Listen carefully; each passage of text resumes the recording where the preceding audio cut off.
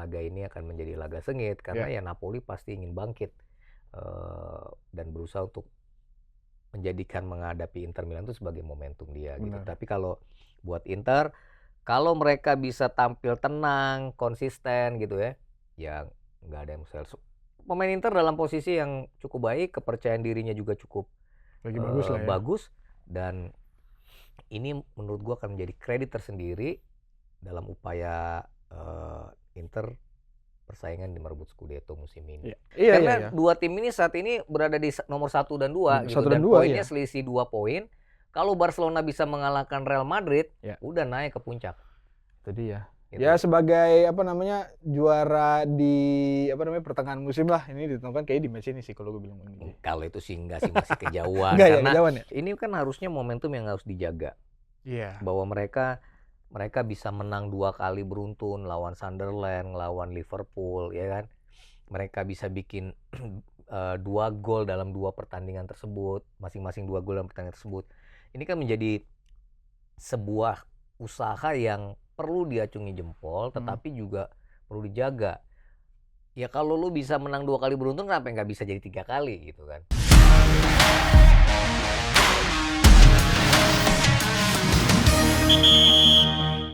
...25 dan 26 Oktober, pekan gajian dan pekan El Clasico, dan juga duel-duel tim papan atas dari beberapa liga. Dan itu akan menjadi pembahasan di Halftime Break edisi kali ini. Kembali ke edisi normal bersama gue Dave Revli dan kembali berdua bersama Bang DJ. Yeay! Ini kita tapping tanggal udah tua banget ya. Sampai lu ngomong pekan gajian. Pekan gajian biasanya. Padahal kalau ASN belum gajian. Benar, ya kan maksudnya ada yang tanggal 25, ada yang tanggal 28, ada yang tanggal 1 biasanya gitu. Iya, ini biasanya banyak yang rame ke warung belakang tuh, Dave. Iya kan? Tapi udah melipir masuk gang, warteg-warteg gitu ya. Iya, tapi kadang-kadang ada yang catat dulu, Mbak. Catat dulu. Kayak hasil-hasil Liga Champions tadi malam yang kita catat 71 gol. Ini gol terbanyak kayaknya Bang DJ ya. Ya kan ini baru kalau di musim ini sepanjang sejarah atau musim ini. Nggak, musim ini aja. Ya baru ini nembus 70 gol kan, 71. Emang skornya goib-goib ya. Ya di hari pertama aja kayak Barcelona menang 6-1. 6 ya Barcelona ya. Leverkusen kalah 2-7 sama Paris Saint-Germain, ya kan? Terus ada skor-skor 5-1 lah, 4-0 kan. Inter menang 4-0. Chelsea juga menang 5-1 kan. Liverpool menang 5-1. Arsenal menang 4-0. Bayern Munich menang 4-0. Banyak. Cuma memang hari pertama tuh ada skor kacamata tuh antara dua tim yang baru pertama kali kayaknya ke Liga Champions tuh. Kairat ya, Kairat yang Kazakhstan sama Pafos Siprus. Nah, tapi kalau di hari kedua kayaknya ada 2 pertandingan yang skornya juga imbang kacamata. Tapi yang jelas rame ya. Rame. Liga Champions. Dan ya gue sebagai fans Inter tadi pagi ngobrol, Bang, kita capek banget ya gendong Itali kalau kayak gini gitu kan ya. Iya, karena cuma Inter yang sih, Inter menang 4-0 di kandang Union Saint-Galois ya di Belgia gitu kan. Sementara Atalanta imbang. Nah, itu yang imbang sama Slavia Praha 0-0. Juve kalah 1-0. Nah, itu satu lagi Napoli juga kalah ya, Napoli ya. Dipermak PSV 2-6. Nah, Inter ketemu Napoli tuh nanti akhir pekan. Nah, ini gua kasih kesempatan lu Bang nih. Ini kan salah duluan satu. Itu dulu, lu mau bahas? Enggak apa-apa itu dulu. Itu kan salah satu match. Ya kan jarang-jarang nih ngebahas Inter. Iya. Memang ini mainnya Inter kan Napoli. Ya mainnya di Napoli ya, di San Diego, di Diego Armando Maradona Stadium ya. Dan ini statusnya adalah Napoli sebagai juara bertahan, sementara Inter Milan kan musim lalu terpaksa merelakan gelar yang 2 musim sebelumnya mereka dapat ya. Dan kalau ngelihat trennya kan Napoli kalah dalam 2 laga terakhir mereka gitu. Napoli ya. Kalah di Serie A, kemudian kemarin di kandangnya PSV Eindhoven. Ya gue sendiri nggak pahamnya kenapa tim besutan Antonio Conte ini kok sepertinya bermain tidak maksimal dalam 2 laga terakhir gitu ya. Meskipun kalau kita ngelihat tadi malam 2 hari yang lalu Scott McTominay bisa bikin brace gitu ke gawang PSV Eindhoven, tapi terlihat banget setelah mereka unggul kemudian juga mereka sempat main dengan 10 orang gitu ya. Ya ada celah di lini pertahanannya Napoli. Yang harapan gue nih sebagai fans Inter, ini Christian Cifu sebagai allenatore bisa melihat celah itu untuk menjadi potensi Inter bisa meraih kemenangan. Kan kalau kita ngelihat di klasemen sekarang, Inter memang di atas Napoli ya. Iya. Walaupun Inter masih di bawah AC tim Milan.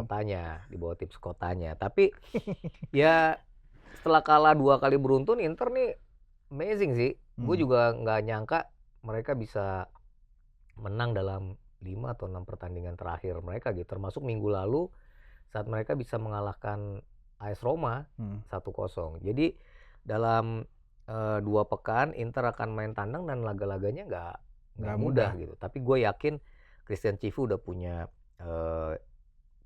strategi tersendiri untuk bisa meredam Partenopei gitu nanti di stadionnya sendiri di Napoli kayak gitu. Jadi dan gue berharap Lautaro Martinez, Marcus Thuram, termasuk si pemain mudanya Esposito ya kalau dia diturunkan. Boni juga ya. Boni ini selalu punya kontribusi dalam beberapa laga terakhir Inter ya. Setiap dia main lah ya. Nyetak gol, assist gitu ya. Dan tentu Napoli, Antonio Conte akan berhitung dengan situasi ini. Gue sebagai fans Inter optimis Inter bisa meraih kemenangan, tapi memang laga ini akan menjadi laga sengit karena ya Napoli pasti ingin bangkit dan berusaha untuk menjadikan menghadapi Inter Milan itu sebagai momentum dia gitu. Tapi kalau buat Inter, kalau mereka bisa tampil tenang, konsisten gitu ya, ya nggak ada yang mustahil. Pemain Inter dalam posisi yang cukup baik, kepercayaan dirinya juga cukup bagus dan ini menurut gua akan menjadi kredit tersendiri dalam upaya Inter persaingan di merebut Scudetto musim ini. Itu sih kalau Inter Napoli. Ya itu kan dari Serie A salah satu big match lah, derby yang besar di pekan kalau di Italia Giornata ke-10 apa 9 ya itu. Iya. Dan itu kan tadi dari Napoli sama Inter. Nah, gue pengen pindah lagi nih Bang DJ. Ada El Clasico nih Bang DJ. El Clasico, iya nih akhir pekan ini. Ini kita ke liga-liga yang luar dulu nih Bang DJ, karena ada big match beberapa nih. Semua liga luar ya. Maksudnya luar Inggris. Luar Inggris. Oh iya, gue pikir liga luar ya kan, luar Indonesia. Ini fans halftime break ya atau sobat halftime break. Ini El Clasico. Benar. Jadi gue dulu suka gini deh. Kalau lu nggak punya duit buat malam mingguan atau lu nggak punya acara buat di akhir pekan, tapi ketika ada El Clasico itu udah hiburan sejati. Benar. Hiburan sejati. Dan El Clasico edisi pertama musim 2025-2026 akan dimulai atau akan dilangsungkan di Stadio Santiago Bernabeu, Madrid. Ini kurang lebih sama kayak musim lalu. Musim lalu juga El Clasico seri pertama tuh di Bernabeu dulu. Di Bernabeu.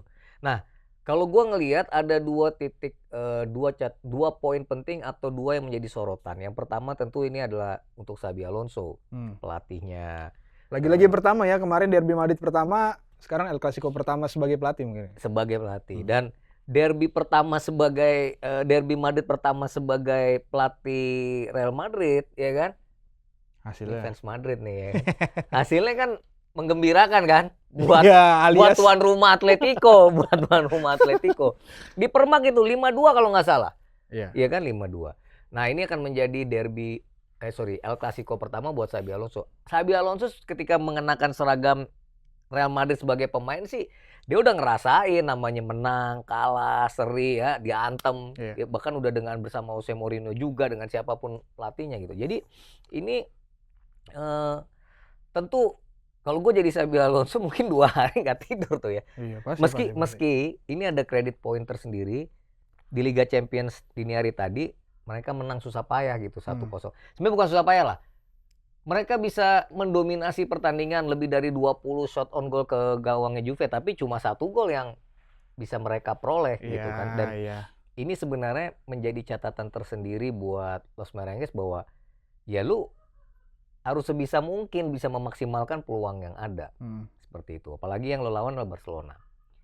Yang sosok kedua justru tentu Kylian Mbappe. Kylian Mbappe musim lalu kan itu menjadi musim perdananya dia bersama Real Madrid. Dan dalam 3 kali kesempatan menghadapi Barcelona di El Clasico, 2 di La Liga, 1 di Copa del Rey, nggak menang. Oh iya. Iya kan? Tapi golin, cetak gol tapi nggak. Iya, lu buat apa ngegolin tapi nggak menang? Iya bener sih. Iya kan? Jadi pasti punya dong keinginan, gimana sih rasanya menang El Clasico, ya kan? Musim lalu pertama kali main lawan Barcelona kalah 4-0 loh Real Madrid. Itu kalah 4-0-nya di Bernabeu tuh. Iya. Mbappe nggak bisa ngapa-ngapain. Begitu main di kandang Barcelona, belum di Camp Nou ya, kalah 4-3. Lalu kalah 3-2 di Copa del Rey extra time. Nah, gue yakin Kylian Mbappe juga pasti punya ambisi tersendiri untuk bisa membawa Real Madrid mengalahkan Barcelona akhir pekan nanti. Ini mainnya kalau nggak salah Sabtu ya. Sabtu jelang tengah malam ya, jam 22 atau jam 10.45 kalau nggak salah. Yeah. Dan ini akan menjadi laga. Ya gue ngeliat gini ya, kalau kita ngomongin Real Madrid, poinnya mungkin di tengah juga Arda Güler kan semakin matang. Nah ini barangkali juga akan menjadi kunci permainan atau kunci keberhasilan Real Madrid untuk bisa mengalahkan Barcelona di El Clasico nanti. Ini laga rame, Dev. Sementara buat Barcelona, dia datang ke Santiago Bernabeu kemarin habis menang 6-1 lawan Olympiakos. Tapi kan Olympiakos baru, gue bukan mengecilkan tim asal Yunani ini gini, cuma barometernya kan bukan itu dong, ya kan? Kita mesti ingat bahwa Barcelona itu juga punya celah remuk kan. Dia sempat 2 kali kalah beruntun loh. Setelah kalah sama Paris Saint-Germain di Liga Champions, langsung dihajar juga sama Sevilla 4-1. Ya. Nah, gue rasa kunci kelemahannya itu udah ada juga di kantongnya Xabi Alonso. Hansi Flick juga pasti udah berhitung supaya bagaimana mereka nggak lagi-lagi melakukan tanda kutip keteledoran ini. Ingat yang dihadapi sekarang harusnya lebih mengerikan dari tim Sevilla. Madrid punya Mbappe yang punya kecepatan, Vinicius Junior yang juga punya kecepatan. Tapi masalahnya Barcelona juga punya pemain yang lengkap. Kalau gue lihat catatan di Eropa musim ini, Dev, sampai kita ngomong Kamis siang ini, itu Barcelona tuh ada 11 pemain yang sudah bisa bikin gol di La Liga. Itu lebih banyak satu pemain dari Arsenal yang 10 pemainnya bisa bikin gol di Premier League. Jadi artinya lu milih siapapun Hansi Flick, kalau dalam kondisi yang terbaik, itu mereka bisa punya potensi untuk bikin gol. Lu mau siapa? Lu mau sebut Marcus Rashford kemarin kayaknya bikin brace deh dia kemarin. Iya, brace lagi dia. Iya kan? Lawan Newcastle brace, kemarin lawan Olympiakos juga brace. Si Fermin Lopez hat-trick. Belum Ferran Torres. Belum Lewandowski. Belum Pedri. Iya kan? Nah, ini yang mungkin menjadi ancaman serius untuk Real Madrid. Kalau gue ngelihat komposisi pemain nanti, di tengah itu Pedri dan Frenkie de Jong kayaknya akan menjadi tumpuan bagi Barcelona ya, untuk bisa menjadi garda terdepan sebelum masuk ke lini pertahanan.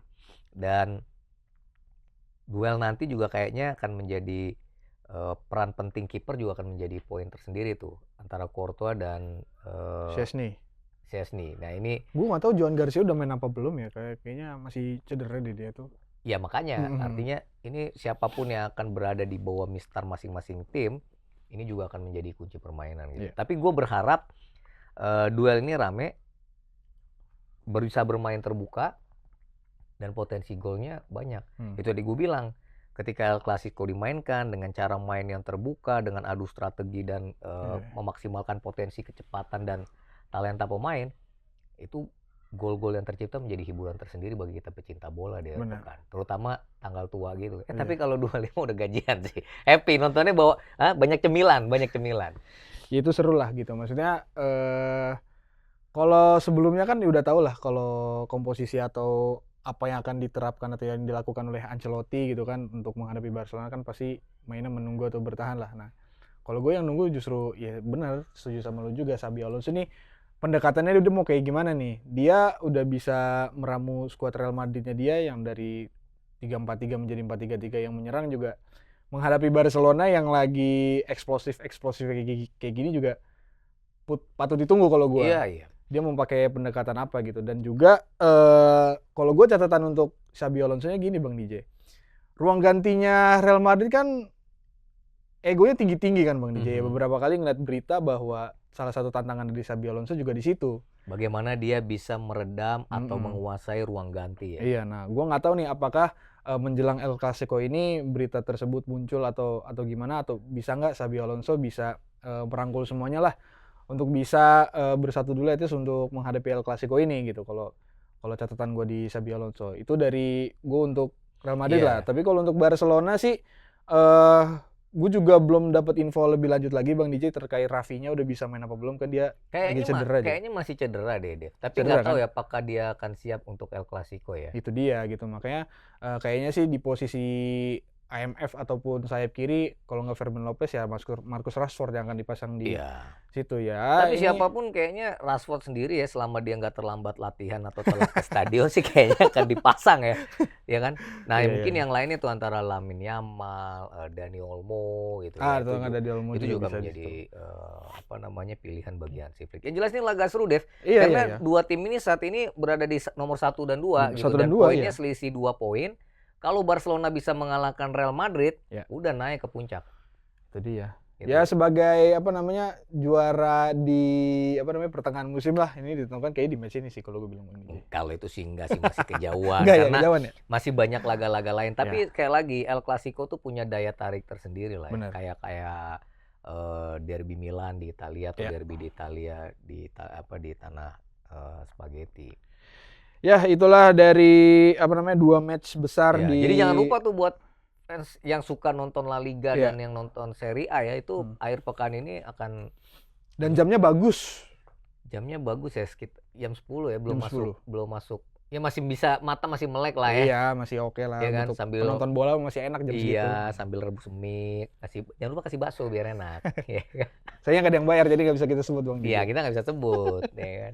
Oke, kita masuk ke Inggris kali ini Bang DJ. Ke Inggris ya? Iya, beberapa ini pekan ke-9 ya. Pekan ke-9. Tapi ntar dulu nih, ini banyak yang protes sama half time break nih, terutama fans Manchester United. Benar. Kenapa sekalinya MU bisa menang Bang? Beruntun kali. Bisa menang beruntun dan lawannya Liverpool, lu nggak bikin reviewnya. Itu kayak di tanda kutip kami di anak tiri kan tadi begitu, semua nanti gitu. Kok Senin kok nggak ada gitu kan? Apa nunggu laga yang terakhir itu yang West Ham melawan Brentford? Ternyata nggak juga. Ini sekarang kita kita masuk ke pekan ke-9 ya. Pekan ke-9 Bang DJ. Ini sayang kalau di Inggris nggak ada big match yang tim mungkin tidak melibatkan tim-tim yang langganan juara dalam pertemuan, tetapi sekali lagi beberapa match-match yang cukup tricky dan ada derby lah ini. Dan Liga Inggris susah ditebak ya. Iya, susah ditebak. Artinya lu nggak bisa bilang bahwa misalnya kayak besok ya, apakah MU akan menang lawan Brighton? Nah, itu kan dia. Belum tentu kan kayak gitu. Gue mau dari MU dulu sebenarnya Bang DJ, gue buka dari MU. Lu gara-gara gue ngomong MU, lu bukan dari MU lu. Kagak emang. Lu nggak MU nggak makan kayaknya ya. Manchester United lawan Brighton. Lawan Brighton. Kalau gue pure melihat dari sisi permainan lah Bang DJ. Dari non teknis kayaknya semuanya udah tahu lah ke kondisi atau keadaan MU seperti apa, dan yang menentukan di atas. Lu jangan sok tahu. Dan yang menentukan kan sebenarnya di atas lapangannya juga Bang DJ. Iya benar. Nah kemarin gue ngeliat lawan Liverpool ya terakhir ya. Ya emang terakhir dia tengah pekan kan gak main. Lu nggak usah inilah. Salah mulu gue kayaknya Bobo. Tengah pekan gak main. MU nggak main kenapa ya? Udah. Dia nggak kayak main maksudnya. Ya maksudnya bermainnya kalau gue bilang udah lebih rapi lah gitu di beberapa posisi atau di beberapa pemain dari MU gue bilang Bang DJ. Contoh di lini belakang tentu udah lumayan solid. Gue sih dari awal sebenarnya kalau misalkan Ruben Amorim gak ngotak-ngatik, harusnya dari awal lini belakang udah cukup solid. Tuh Delih musim ini udah oke, Luke Shaw juga di situ juga gue bilang walaupun beberapa kali sering keputusan yang diambil cukup beresiko, tapi gue bilang dia di posisi itu cukup oke sembari menunggu Lisandro Martinez yang recovery-nya lagi berjalan gitu. Terus juga entah siapa Delihnya digeser ke kanan, Maguire di tengah juga gue bilang itu udah cukup oke, tapi kan beberapa kali sering diganti. Tapi gue bilang lini belakang udah oke, ditambah masuknya kiper barunya tuh, kiper muda si Lamens di situ juga udah cukup solid ya. Dia tenang dan berani dan kayaknya harusnya sih nggak separah Bayindir ya kalau gue bilang si Lamens ini. Dan itu untuk di sisi belakang. Dan di lini depan kayaknya Ruben Amorim kalau gue bilang ya Bang DJ, kayaknya gue juga lebih enak ngelihat Mason Mount, Cunha sama Mbeumo sih kalau untuk di depannya gitu. Karena Mbeumo nih memang kayaknya untuk saat ini kayaknya posisi yang nggak bisa diganti tuh ya Bryan Mbeumo itu sendiri sih. Karena cara dia nge-break lini pertahanan lawan tuh, dan bagaimana kejutan yang dia tampilkan tuh, entah shooting-shootingnya, entah tusukan-tusukan yang dia kasih itu cukup berguna untuk lini depan MU. Dan juga gue melihat kemarin sisi positifnya adalah kerja sama dia sama Amad Diallo yang biasanya sebelum-sebelumnya nggak akur lah ini dua pemain ini, tapi somehow di beberapa momen dua pemain ini si Mbeumo sama Amad Diallo cukup oke lah pairingnya di situ. Dan gue rasa modal untuk melawan Brighton ya nanti itu buat gue udah cukup, asalkan bisa konsisten aja mempertahankan permainan itu melawan Brighton nanti sih kalau gue bilang sih menghadapi Brighton nanti di Old Trafford ini menjadi ujian konsistensi dari Amorim ya. Lagi-lagi yang namanya Ruben Amorim dari satu pertandingan ke pertandingan lain dia senangnya ngerombak susunan pemain starter gitu ya. Tapi nggak tahu lah nanti ngelawan Brighton. Gue sepakat sama lo ya, ini kan harusnya momentum yang harus dijaga. Bahwa mereka bisa menang 2 kali beruntun lawan Sunderland, lawan Liverpool, ya kan. Mereka bisa bikin 2 gol dalam 2 pertandingan tersebut, masing-masing 2 gol dalam pertandingan tersebut. Ini kan menjadi sebuah usaha yang perlu diacungi jempol, tetapi juga perlu dijaga. Ya kalau lu bisa menang 2 kali beruntun, kenapa nggak bisa jadi 3 kali gitu kan. Nah cuma menghadapi Brighton satu Dev. 2 musim terakhir 2024, 2025, 2023, 2024 bahkan ketika lo main di Old Trafford skornya adalah 1-3 lawan Brighton kan. Iya. Untuk kekalahan Manchester United. Brighton ya kita tahu bahwa tim ini sepertinya juga mau menghadapi siapapun, terutama tim-tim besar, motivasinya naik tetap berlipat ganda. Apalagi si Ursaleri pelatihnya juga kayaknya kok punya kesenangan tersendiri di tengah kesulitan gitu menghadapi tim-tim besar. Itu satu. Yang kedua, Brighton juga datang ke Old Trafford juga nggak sembarangan. Pekan lalu mereka bisa ngalahin Newcastle United 2-1 dan Danny Welbeck bikin brace. Kemudian Minte juga punya kecepatan tersendiri, ya Mitoma juga bisa merepotkan ya. Dan kayaknya The Seagulls gitu ya, si burung camar ini julukannya Brighton ya akan sangat merepotkan buat Manchester United. Tapi sekali lagi kuncinya kalau MU bisa menjadi diri mereka sendiri yang tampil tenang, tampil baik, nggak keburu-buru sama nggak kemakan sih sama, bisa menikmati pertandingan dari menit ke menit, ya harusnya sih ini laga bisa dimenangi oleh Manchester United. Menurut gue sih, gue mengunggulkan MU sama Mbeumo mungkin akan menjadi salah satu kunci permainan. Ya silakan kalau yang mau di FPL gitu Mbeumo juga lagi larinya ke FPL silakan ya. Tapi gue seneng dengan kondisi ini karena gini, ketika MU berhasil mengalahkan Liverpool ya ini emang harusnya MU bisa, ya harusnya dia habitatnya naik ke atas jadi biar seru gitu. Tapi ya lu tahu nggak kenapa fans MU kemarin menanyakan halftime break nggak tayang? Karena begitu menang lawan Liverpool cocok logis setiap GTA musim GTA diluncurkan MU bisa GTA. juara. Nih GTA ya kan. Ini muncul lagi ya kan. Setiap MU bisa ngalahin Burnley 3-2, MU jadi juara. Muncul lagi semangatnya. Dan setelah gue lihat-lihat di papan klasemen kan, jaraknya emang cuma 5 poin Pak sama Arsenal ya. Iya kan? Artinya semua masih terbuka. Ya, dengan 3 poin dari Brighton kan. Oh iya, makin dekat lah ya, dekat jaraknya. Bisa nyalip Chelsea kalau Chelsea kalah sama Sunderland. Benar. Iya, itu sih. Jadi ini ya. Tolong Amorim ya, konsisten lah. Iya. Gue seneng lihat lo yang begini-begini gitu kalau habis gol gitu dibanding ngerut-ngerut, tepok-tepok jidat ya kan. Karena demi ada satu fans juga Bang DJ, fans luar tapi dia nunggu MU menang 5 kali beruntun dulu baru cukur rambut. Oh yang katanya rambutnya kayak gitu ya? Iya, udah berapa ratus hari dia nggak sih ke Amorim gitu ya? Minta tolong ya kan? Supaya Tapi duitnya udah ada buat potong rambut kan? Udah, Ya? duit mah ada, cuman Udah emang ada ya? nunggu MU-nya aja. Itu laga hari apa sih? Ini laga hari Sabtu. Tapi itu bukan laga pembuka deh ya? Bukan. Pemukanya Laga pembuka Leeds sama West Ham itu dini hari. Sabtu dini hari ya? Sabtu dini hari. Ini tim United yang lain yang kayaknya lagi nggak ini juga ya. West Ham apa lagi ya? Ya West Ham belum kelihatan lagi lah gitu. Iya. Itu dari MU, sebenarnya gue mau bahas Liverpool sih Bang DJ. Dia kan kemarin habis memutus rentetan buruk lah. 4 match beruntun nggak menang ya. Dan menang lagi lawannya, ini menarik. Menurut lo Liverpool Bang DJ bisa menang itu karena lawannya Frankfurt atau Frankfurt atau ada faktor lain kalau menurut lo? Florian Wirtz juga udah bikin assist, mencatatkan assist 2. Ya gini. Dengan investasi mendatangkan pemain dengan harga luar biasa gitu ya di awal musim, 4 kekalahan beruntun yang diderita oleh Liverpool, 3 diantaranya di Premier League dengan skor identik 1-2, sebenarnya itu nggak bisa diterima dengan begitu aja oleh fans Liverpool. Ya kan? Ya kalau lu tanya sebenarnya fans Liverpool ketika melihat tim mereka berangkat ke Frankfurt juga cemas. Apalagi mereka kebobolan duluan tuh Dev lawan Frankfurt. Oh iya. Mereka kebobolan duluan.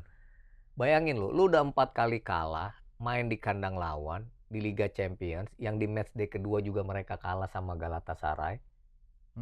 Terus kebobolan duluan. Kalau seorang Arne Slot nggak bisa memompa semangat para pemainnya, kalau Virgil van Dijk dan teman-teman tidak memiliki kepercayaan diri yang baik, itu gue yakin dini hari tadi tuh fans Liverpool matiin TV, udah deh bubar, ya kan? bubar, ngapain kita nonton, udah kalah lagi. Tapi kalau lu balik tanya, ya ini emang laga yang harus dimenangi oleh Liverpool. Ya kan? Tapi yang menarik bagaimana Hugo Ekitike dan Alexander Isak dimainkan dari menit awal bersama. Itu yang menarik. Pilihannya Arne Slot. Semalam dilakukan itu ya? Dilakukan. Iya. Dan itu menghasilkan ini kan. Lu bayangin tuh. Ini ada bercandaan deh. Apa? Kan Hugo Ekitike bikin gol penyeimbang. Habis gol dia tidak selebrasi, malah kayak minta maaf kan. Nah, Alexander Isak juga melakukan itu supaya dia nggak bikin gol kemarin. Supaya nggak enak lah sama timnya Ekitike aja minta maaf apalagi dia gitu. Jadi guyonnya seperti itu. Nggak ngerti loh. Nggak ngerti. Emang lu doang kan? Lo itu rame di media sosial gitu loh. Nah, tapi kalau balik lagi sebenarnya ketika Szoboszlai juga main di posisinya yang baik, dia bisa bikin chances, bikin peluang. Florian Wirtz bikin assist 2. Itu kan sebenarnya yang ditunggu-tunggu juga kan. Meskipun sebenarnya bagaimana lo bisa bikin gol juga gitu loh. Iya. Jadi kalau menurut gua, apakah ini ada faktor lain? Gua nggak tahu yang lo maksud dengan faktor lain, tapi memang laga itu harus laga dimenangin. Kalau itu nggak menang, apalagi kalah, gua nggak tahu bagaimana mereka akan tampil nanti di akhir pekan. Ya sebenarnya kalau gue dengar kabar sebelum match ini mereka mengadakan ini Bang DJ. Pertemuan, rapat, ngobrol. Ya biasa kan.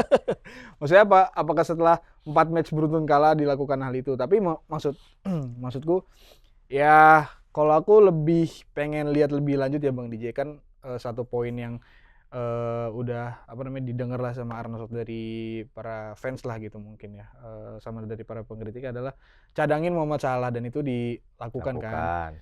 Itu satu. Sama yang kedua, aku pengen lihat lebih lanjut lagi kalau ini kan, makanya tadi kenapa aku nanya kenapa harus nunggu lawan Eintracht Frankfurt dulu baru bisa raih kemenangan, kenapa nggak sebelum-sebelumnya bisa dilakukan itu maksudnya. Dan aku mau lihat lebih jauh lagi nih, ini lawan Brentford juga main di Brentford pula, bisa nggak nih gitu, maksudnya meneruskan tren kemenangan lagi gitu loh Bang DJ. Maksudnya dari sisi permainan juga cukup meyakinkan nggak, kan lawan Eintracht Frankfurt nih baru cukup meyakinkan gitu. 5 game awal Liverpool mereka menang, tapi ya gue bilang juga ragu cara mereka menangnya. Nah makanya bisa nggak nih diterusin sama Arne Slot gitu? Ya kalau menurut gue harus bisa diteruskan ya. Cuma sekali lagi, apakah dia akan membangku cadangkan Salah juga? Itu dia, tahu-tahu dimainin lagi Salah dari starter. Brentford kan sebenarnya juga musim ini kehilangan Mbeumo ya kan. Ada beberapa pemain mereka juga pergi. Tapi kalau nggak salah kan mereka di pekan ke-8 bisa menang di kandangnya West Ham United. Nah cuma gini lah, Kalau gua nggak salah 4 laga terakhir atau 2 musim terakhir, Liverpool selalu menang menghadapi Brentford, termasuk main di kandangnya Brentford. Oh iya. Nah ini sebenarnya harusnya bisa menjadi vitamin tersendiri bahwa mereka tanpa ragu untuk bisa datang ke JT Community dan meraih kemenangan di sana. Penting rasanya Dev, ini sangat-sangat penting ya, urgent. Kalau di dokter rumah sakit bilangnya Cito ini mesti menang gitu kan, harus menang. Karena kalau enggak lu semakin terpuruk. Lu kalah dari Crystal Palace 1-2, dari Chelsea 1-2, dari MU 1-2. Ini kan nggak bisa diterima dengan akal sehat. Dan satu lagi gini, mereka kan selalu kebobolan lebih dulu nih di 5 pertandingan ini kan. Sama Crystal Palace kebobolan, nyamain, abis nyamain nggak lama bobol lagi. Ngadapin Galatasaray kebobolan nggak bisa bales. Menghadapi Chelsea, ya kebobolan duluan, lama ngebales, baru bisa 2-1 kalah lagi. Sama Manchester United juga sama. Begitu kan, kebobolan cepat sama Mbeumo, baru bisa nyamain, lagi abis nyamain langsung kalah. Kemana sama Entra juga kebobolan duluan lagi. Jadi ya kalau bisa tren kebobolan duluan itu juga harus diputus gitu. Karena gini, penting rasanya menjaga ketenangan dalam bermain ketika lu dalam kondisi lu nggak ketinggalan. Tapi kalaupun lu ketinggalan, pertandingan tuh kalau masih ada menit bermainnya, ya lu maksimalin sebisa mungkin.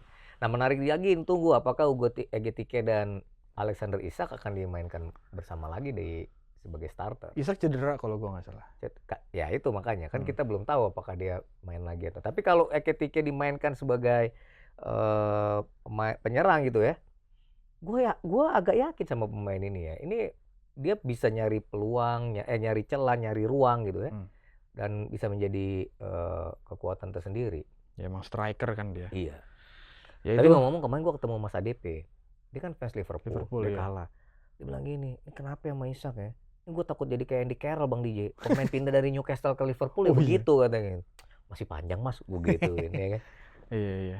Ya itulah dari Liverpool Bang DJ, tapi sedikit ngebahas sang puncak klasemen sementara Bang DJ.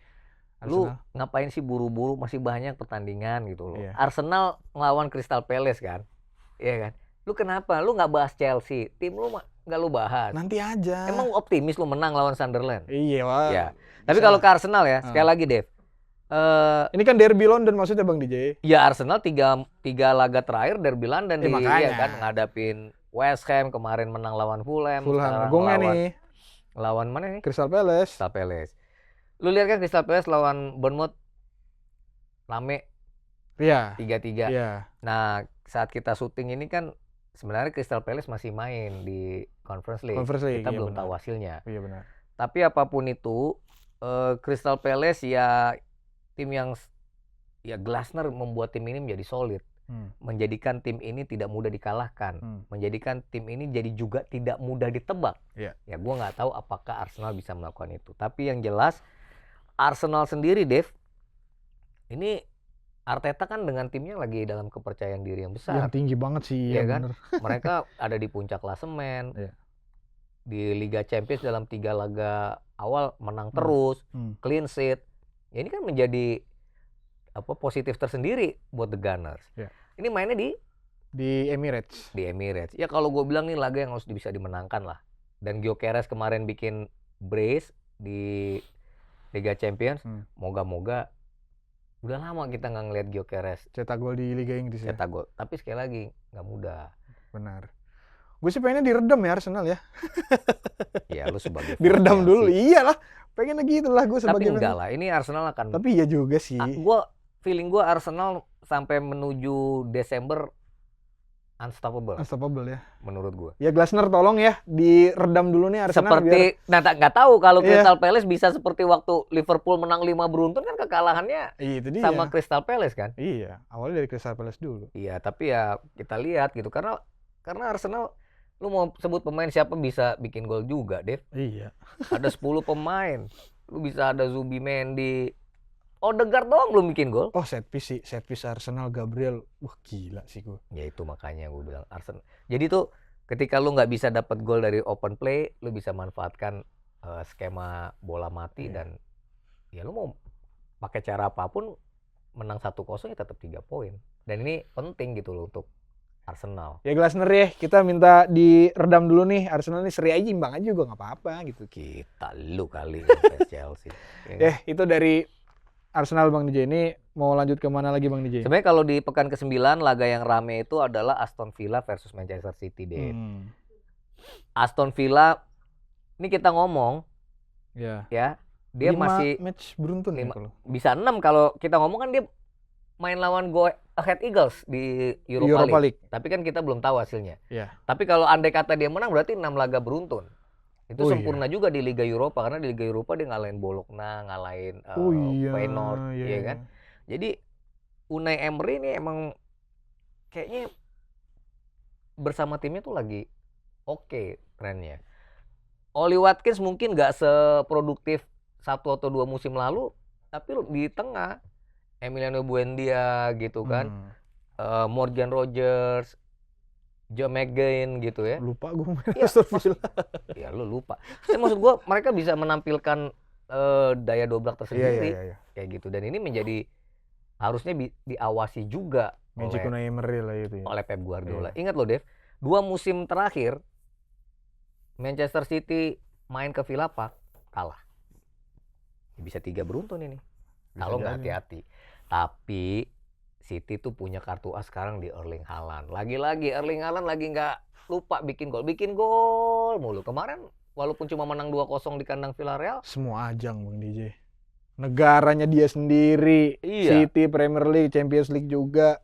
Makanya kan berarti dia lagi tajam-tajamnya. Iya.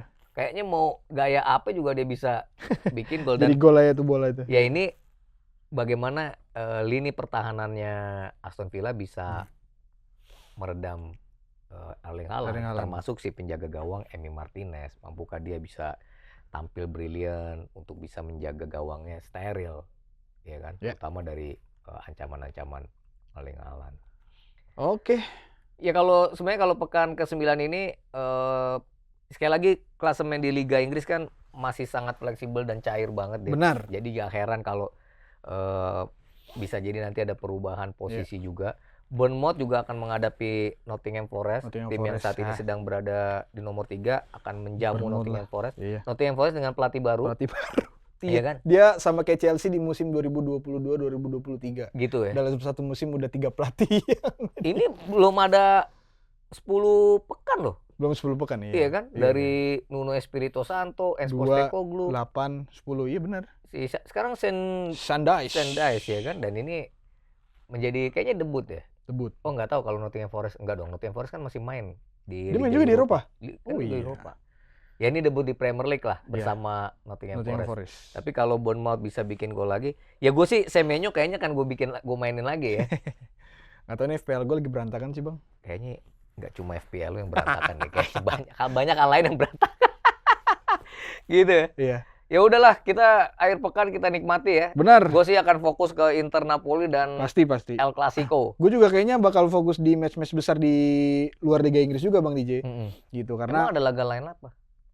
Ya kan itu Inter Napoli, El Clasico, terus juga ternyata di Belanda tadi gue cek ada PSV lawan Feyenoord itu juga duel papan atas. Itu duel seru juga ya antara PSV Eindhoven dengan Feyenoord ya. Sama itulah. Kayak Eindhoven lawan Ajax kalau kamu. Keluar dulu lah dari Liga Inggris sementara karena Chelsea lawan Sunderland walaupun poinnya sama beda 2, Chelsea rank 5, Sunderland rank 7 kayaknya match punya Chelsea karena pemain inti Chelsea kemarin Liga Champions diistirahatin semua kan. Jadi semoga bisa fit dan itu main bukan tim inti aja bisa menang 5-1 ya? Lawan siapa sih? Ajax. Oh iya. Inter juga menang sih lawan Ajax. Inter menang kalau Ajax ya? Udah ya? Oh iya menang 2-0. Menang kan? Ya udah. Oke, itu dulu kayaknya Bang DJ untuk preview menjelang akhir pekan nanti match-match banyak big match. Kalau gue akhir pekan mau lari dulu deh. Oke, segitu dulu Sobat Halftime Break, Sobat Kompas. Nanti mungkin sampai jumpa di hari Senin lagi untuk pembahasan edisi Halftime Break selanjutnya. Bye-bye guys, thank you! Bye!